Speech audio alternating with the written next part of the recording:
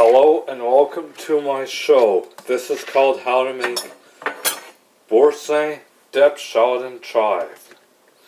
And you put the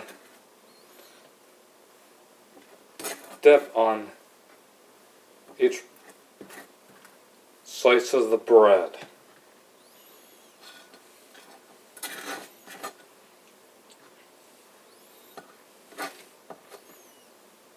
And by the way, it's going to be a sandwich. Very delicious.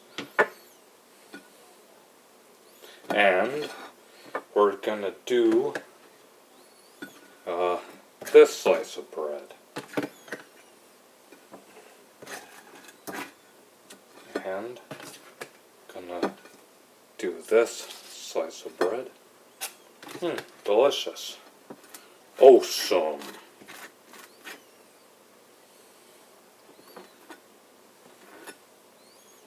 Now we put them all together.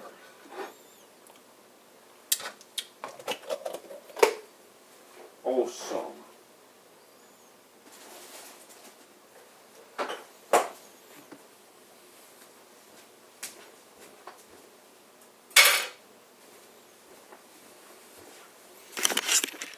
And here is your